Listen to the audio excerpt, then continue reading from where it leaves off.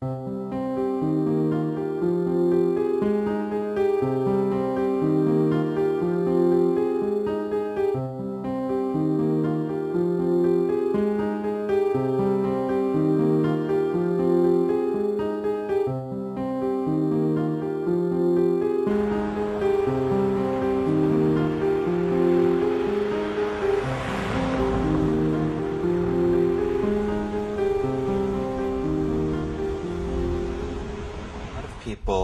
are surprised to find a male as our board chair and think of family violence or domestic violence as primarily a women's issue. However, it is an issue that affects everyone in our community and affects the community as a whole.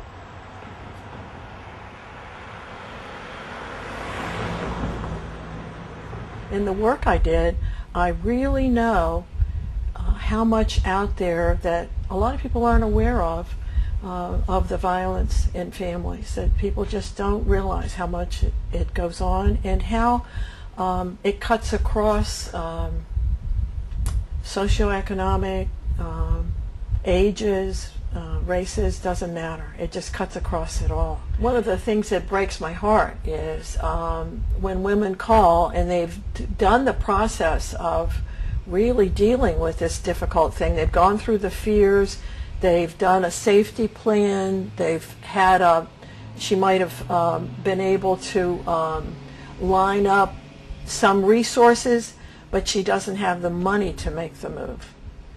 If we don't have the money, it really is hurtful. It's hurtful for her, it's hurtful for me, and the staff feels it.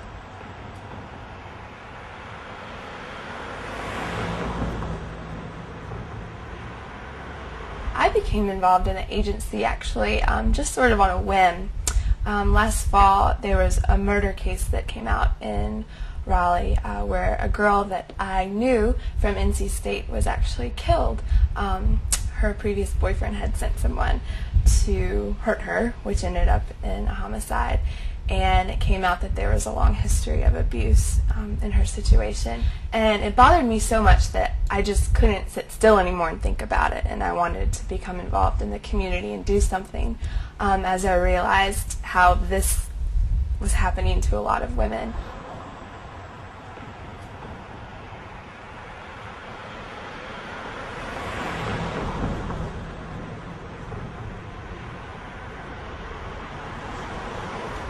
One of the great things about this agency is that we are able to do so much on such a limited budget.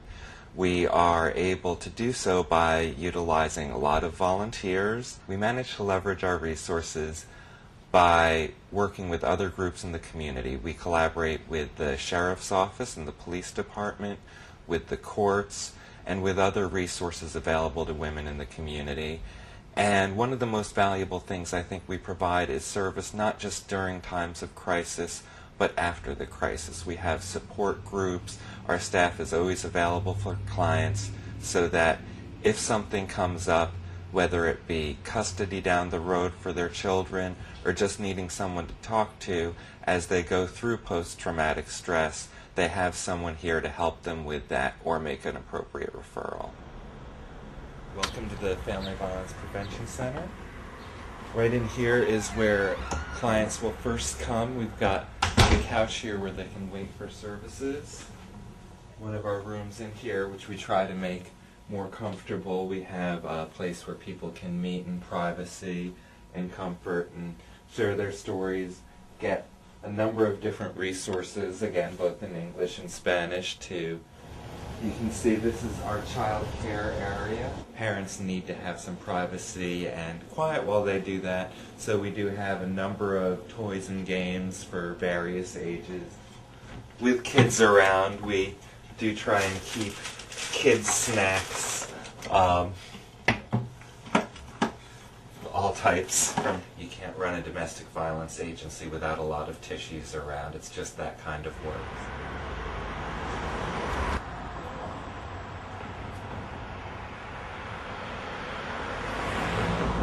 I'm impressed with the job they do about how to balance that, is to how to use the money wisely, because just because somebody says they need it doesn't mean that we necessarily, it's even the right thing to do, is to give it to them. So it's really a balance to be able to do that.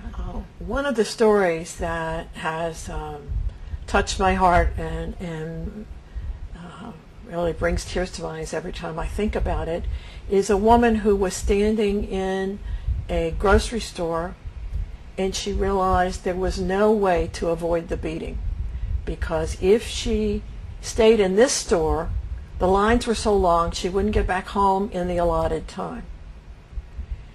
If she took the car and drove to another grocery store where there might be a shorter line, the miles on the speedometer would show, and she only had so many miles she was allowed to drive. And so if she went to the other grocery store, she would get a beating because she'd gone too far from home.